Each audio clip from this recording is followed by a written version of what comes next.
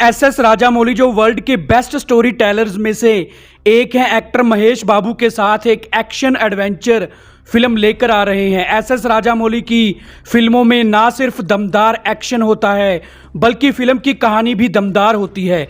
तो दोस्तों, आज हम आपको एसएस MB29 की फैन थ्योरी सुनाने जा रहे हैं। कहानी शुरू होती है ईयर 1980 में, जब अफ्रीका के एक जंगल में अफ्रीकन आर्मी सोल्जर्स कुछ ढूंढ रहे होते हैं। उनके आर्मी ऑफिसर के पास एक मैप होता है।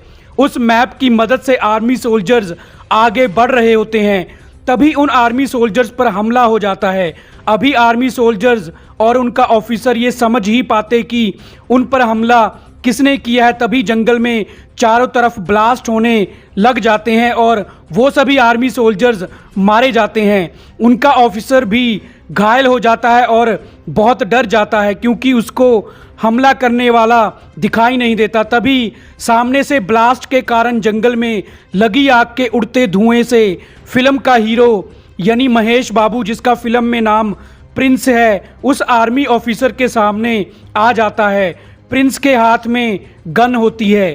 प्रिंस उस आर्मी ऑफिसर के पास आता है और उसको कहता है कि तुमसे पहले और भी कुछ लालची आर्मी ऑफिसर्स यहाँ उसकी तलाश करने आए थे, लेकिन जिंदा वापस नहीं गए और ना ही तुम जा पाओगे। इतना कहकर प्रिंस उस आर्मी ऑफिसर को शूट करके मार देता है। अब फिल्म का नेक्स्ट सीन इंडिया में ईयर 1983 में मध्य प्रदेश के एक जंगल का दिखाया जाता है, जहां कुछ इंडियन आर्मी सोल्जर्स जंगल के पास एक गांव के लोगों को मार रहे होते हैं और जंगल में किसी खुफिया जगह पर जाने का रास्ता पूछ रहे होते हैं। उन गांव वालों में एक बूढ़ा आदमी इंडियन आर्मी ऑफिसर से कहता है कि इस जंगल की जिस जगह पर आप जाने के बारे में सोच रहे हो, अगर मैंने आपको उस जगह तक पहुंचने का रास्ता बता भी दिया तब भी वहां आप पहुंच नहीं पाओगे।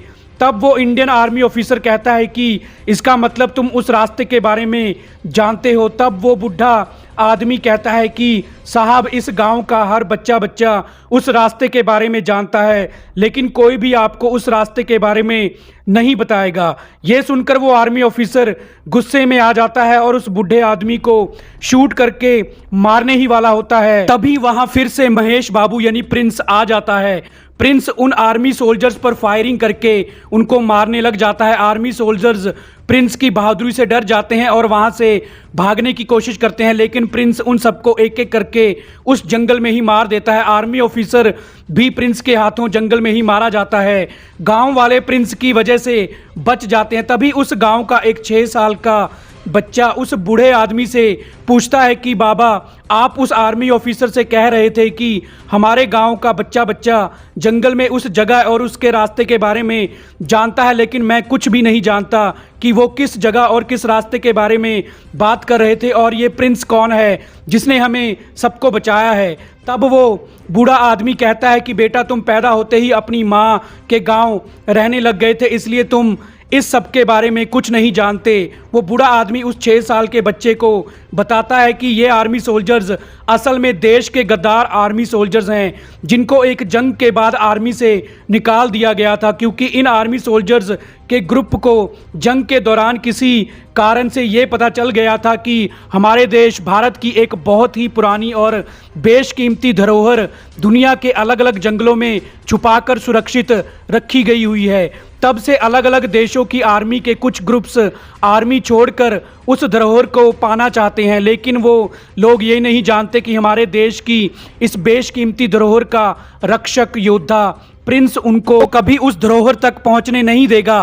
प्रिंस सिर्फ हमारे देश की इस धरोहर का रक्षक ही नहीं, बल्कि प्रिंस उस धरोहर के इतिहास से भी जुड़ा हुआ है। प्रिंस ये भी पता लगा रहा है कि हमारे देश की इस बेशकीमती धरोहर को चुराने की साजिश में कौन कौन से देश मिले हुए हैं और उनका क्या प्लान है। अब फिल्म का नेक्स्ट सीन अफ्रीका के एक आर्मी कैंप का होता है, जहां प्रिंस आर्मी सोल्जर्स के साथ ट्रेनिंग ले रहा होता है। असल में प्रिंस अपनी पहचान छुपाकर एक सीक्रेट मिशन पर यहां आया होता है। ये आर्मी कैंप कोई ऑफिशियल आर्मी कैंप नहीं होता, बल्कि यहाँ उन सोल्जर्स को ट्रेनिंग दी जा रही होती है जिनको आर्मी से निकाला गया होता है। इस कैंप में किसी एक कंट्री के सोल्जर्स नहीं होते बल्कि अलग अलग कंट्रीज के गद्दार आर्मी सोल्जर्स होते हैं। इनके प्लान का पता लगाने के लिए ही प्रिंस इस कैंप में शामिल होता है, लेकिन एक आर्मी ऑफिसर को प्रिंस पर शक हो जाता है और वो लोग प्रिंस की असलियत पहचान लेते हैं और उसको कैद करके मारने ही वाले होते हैं।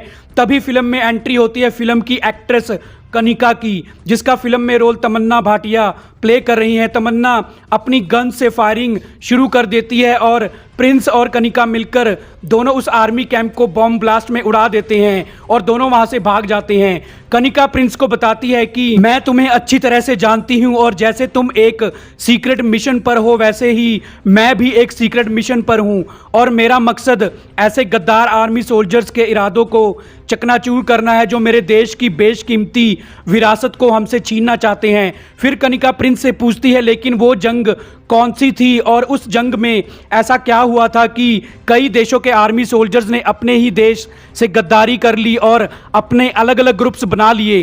फिर कनिका पूछती है और वो कौन सा खजाना है जिसको ये लोग पाना चाहते हैं और तुम ही क्यों इस खजाने की रक्षा कर रहे हो। फिर प्रिंस बस इतना कहता है कि उस जंग में मेरे पिता भी शामिल थे और अपने देश भारत की इस बेशकीमती धरोहर को बचाने के लिए उन्होंने अपनी जान दे दी थी। तो दोस्तों असल में उस जंग में क्या हुआ था और वो कौन सी धरोहर है जिस वजह से पूरी दुनिया के आर्मी सोल्जर्स आर्मी छोड़कर उस को पाना चाहते हैं और इसकी हिस्ट्री के साथ प्रिंस का क्या संबंध है, ये हम आपको अपनी अगली fan theory video SSMB29 part 2 में बताएंगे। तो हमारी आज की वीडियो को पूरा देखने के लिए आपका थैंक्स।